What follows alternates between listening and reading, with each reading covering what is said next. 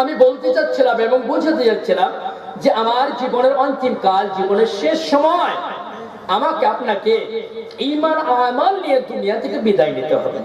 সুতরাং যদি ঈমান আমল নিয়ে দুনিয়া থেকে বিদায় না হয়, তাহলে পরে আমার আপনার জন্য ভয়াবহ কঠিন পরিস্থিতি আমার আপনার সম্মুখে এসে যেতে পারে। সুতরাং আমরা সকলেই সম্ভবত কম বেশি অবশ্য সকলে অবগত যে আমি আপনি যে ঈমান আমল নিয়ে যাব, তো ঈমানদার একটা ব্যক্তি যদি হয়, কমপ্লিটলি সাকসেসফুল মুমিন যদি কোন ব্যক্তি হয়, তার জন্য মাস্ট কম্পালসারি হয়ে যায়, অপরিহার্য কর্তব্য হয়ে যায় সেই ব্যক্তির নামাজে ধ্যানমগ্ন হওয়া, মতলব নামাজকে পরিপূর্ণভাবে আদায় করা। সেটা আমার আপনার জন্য ঈমানদার ব্যক্তির দ্বিতীয় কর্তব্য হয়ে যায়। আমি ইনশাআল্লাহ যে ব্যক্তি নামাজে শৈথিল্য করেন, নামাজে অমনোযোগী করেন, আমার পূর্বের বক্তা যে আপনাদের হাত উঠিয়ে নিলেন কোরআনের ব্যাপারে, নামাজ থেকে আমরা কতটা গাফেল, নামাজ থেকে আমরা কতটা বেমুখী এবং কোরআন হাদিস থেকে কতটা গাফেল, সেই ব্যাপারে আমি ইনশাআল্লাহ আমার সংকীর্ণ সময়ে, যেহেতু আমার সময় সংক্ষিপ্ত, আমি ইনশাআল্লাহ আমি চেষ্টা করব তার মধ্যে কিছু কথা আপনাদেরকে, নামাজ যদি আমরা পরিত্যাগ করি তার ভয়াবহতা, জাজমেন্ট হাসরের দিনে, কিয়ামতের দিনে আমার আপনার পরিস্থিতিটা কেমনটা হবে সেই ব্যাপারে ইনশাআল্লাহ আমি একটু জাস্ট ইশারা দিয়ে যাব অল্প সময়। তো প্রিয় আব্বাজান ভাই বন্ধুগণ, যখন তাবলীগ দ্বীন ভাইরা মুবাল্লিগ যখন আপনাকে দ্বীনের দাওয়াত নিয়ে যায়, আব্বাজান নামাজ আদায় করুন, আমি আপনি লম্বা সুরে বলে দিই ইনশাআল্লাহ। তো ইনশাআল্লাহ মুবাল্লিগ ভাই সে হাজি গাজি মুরব্বি ভাবে যত জোরে ইনশাআল্লাহ ঝাঁকলো, আশা রাখা যায় বেচারে মিস্টেক করবে না, হয়তো 6 ওয়াক্তই পড়বে। ও বাবা, এইরকম করে সে মোটামুটি বছর 8-10 চালাচ্ছে। মনে মনে ভাবে যে মৌলবি, মৌলানা, মুরব্বি, নামাজি, হাজি গাজি মুবাল্লিগ এরা কি বুকারে বাবা, একটা ইনশাআল্লাহ বললে আর মাস খানিক দেখা করে না, বিজার মজার ব্যাপার। মনে মনে ভাবে আমি মহাভারতকে জয় করে ফেললাম, কিন্তু বান্দাটি নিজের পায়ে কোরআন মারলো, এটা বান্দা অনুধাবন করতে পারলো না, বান্দা সেটা সোচ ধারণার মধ্যে আনলো না। সেই প্রসঙ্গে আল্লাহ সুবহানাহু ওয়া তাআলা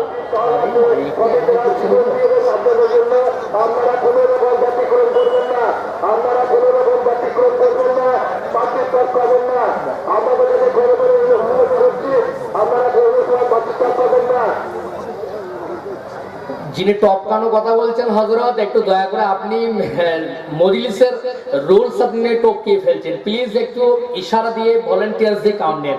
যেহেতু কোরআন হাদিসের মজলিসে অন্য কোনো ডিভাইডের আলোচনা অন্যদিকে ডিভাইড হয়ে যায়, তো প্লিজ একটু ওই মাইকটা দিয়ে একটু ইশারা দিয়ে চেষ্টা করেন। ইনশাআল্লাহ এক জায়গায় ডবল মাইক চললে তো একটা স্টিয়ারিং আর ডবল ড্রাইভিং করলে বুঝতে পারছেন মেন হল গাড্ডা ছাড়া উপায় হবে না।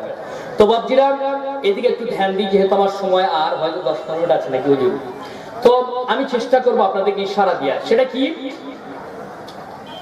আমি বলতে যাচ্ছি, যে ব্যক্তিরা বলে চাচা নামাজ আদায় করো, তো বলে কেন নামাজ আদায় করবো না, অবশ্যই নামাজি, মানে বেটা স্কুলে যায়নি কিন্তু মান্তিক খাটিয়ে বলে, মানে বোঝাতে চাই আমি তো 8 নামাজি, খাট নামাজি, সাল নামাজি, মানে গোষ্ঠীকেও মারা গেলে ঠোকার জন্য চলে যায়, তাতে ওযু আছে কিনা আল্লাহ ভালো জানে। দ্বিতীয় 8 নামাজি 8 দিন পর মামা বাড়ি বেড়াতে যাওয়ার পর দেখবে মসজিদে ঠিক আছে কিনা, ইমাম সাহেবের ঠিক আছে কিনা, ইমাম সাহেব কিরাত ঠিকঠাক করলো কিনা, আমাদের কিছু বলে বক্তব্য লাইনে ঘুরে বলে হুজুর জানেন অমুক গ্রামের মৌলবি সাহেবের কোরআন শুদ্ধ নাই, মানে কোরআন সহি নাই। তো বলছি বাহ মাশাআল্লাহ। তো উনি মজা নিতে চান, বলে চাচা কোরআন জানেন, কোরআনের কাপটা কেমন হয়, বড় কাপ ছোট কাপ জানেন? জীবনেও জানি কাপ কেমন দেখতে হয়, চায়ের কাপ জানি, লেকিন ছোট কাপ বড় কাপ মেজো কাপ আমি জানি না। তো তুমি কি করে বুঝতে পারলে যে আলেম ইমাম সাহেবের কোরআন অশুদ্ধ আছে? এমন মুবাল্লিগ, এমন ব্যক্তি আছে যদি পেটে হামাসের বোম ব্লাস্টিং করা হয়, বেটা প্রথম কালেমা বলতে পারবে না, শেষ নবীর নাম ঠিক করে বলতে পারবে না। একজনকে জিজ্ঞাসা করে চাচা বড় বড় বাতলিং দিচ্ছ, তো বলো শেষ নবীর নাম কি? দেখি বলছে না আবু হুরায়রা রাহমাতুল্লাহি আলাইহি। আমি বলছি আবু হুরায়রা যদি শেষ নবীর নাম হয় মোহাম্মদুর রাসূলুল্লাহ সাল্লাল্লাহু আলাইহি সাল্লাম ইনি কয় নম্বর সিরিয়ালে আসবে তাহলে? বলছে হ্যাঁ, দুটোর মধ্যে একটা হয়তো মানে ছোট মেজো হবে হয়তো। এই তো অবস্থা। আপনি মনে করছেন এই বলছি, অন্য অন্য জায়গায় যখন 8-10 হাজার মজলিসে লোক থাকে, আমি বলি চাচা কে কে জানে নামাজের ফরজটা, যারা নামাজি বলেন দেখি। 100-র মধ্যে 110-এ ফেল হয়ে যাবেন।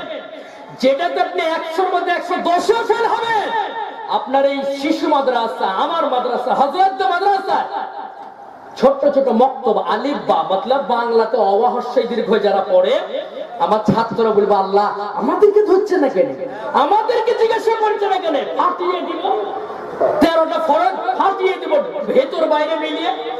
আমি মনে করি মুসলমান, তোমার লজ্জা শরম নাই বলে তুমি আলেম ওলামাদের ব্যাপারে উল্টো পাল্টা কথা বলো। তুমি যখন চায়ের দোকানে বসে যাও, তুমি যখন চায়ের দোকানে আড্ডা দাও, তোমার হাতে যখন চায়ের কাপ থেকে যায়, মনে হয় তোমার চাইতে বড় সায়েন্টিস্ট আর দুনিয়াতে কেউ নাই। মেহবুবে রব্বানি, কুতুবে সুবহানি, শেখ মহিউদ্দিন, সারা গায়ে চুলকানি, কলিমদ্দি, মনে হয় সবচেয়ে বড় শায়েখ। একটাও দরবার থেকে মিস্টেক যায় না, মানে যা প্রশ্ন করে, যা জিজ্ঞাসা করে সব দাঁড়াতে সব বলে দেয়। তার মানে যারা থাকুক চায় না, যে পণ্ডিত্য বজায় রাখতে হবে। আমি মনে করি মুসলমান, যদি তোমার লজ্জা থাকতো, তোমার শরম থাকতো, তুমি যদি বেহায়া না হতে। কিসের জন্য বেহায়া বললাম? মাইক পেয়েছে বলে। আমি মনে করি এই জন্য আপনাকে বললাম বেহায়া। আপনি মুসলমান, গর্ব করে বলেন মুসলমান। আপনার লজ্জা করে না? আপনি আপনার বাবার জন্য নিজে পড়াতে পারেন না, আপনি আপনার সন্তানের কানে আযান দিতে পারেন না, পিতামাতার জন্য আপনি একবারের জন্য দোয়া করতে পারেন আব্বা আম্মা জানের জন্য, আপনি আপনার মেয়ের বিবাহতে নিজে বিবাহ দিতে পারেন না, কিসের গর্ববোধ করেন? আপনি হিরো বটে, কিন্তু চায়ের দোকানে আর মাঠে ঘাটে এবং যেখানে সেখানে যে জায়গাতে মূর্খ পণ্ডিত গুলো আছে সেই জায়গাতে।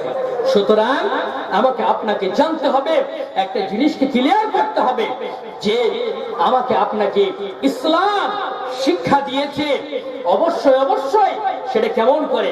The education is the harmonious development of body, mind and soul.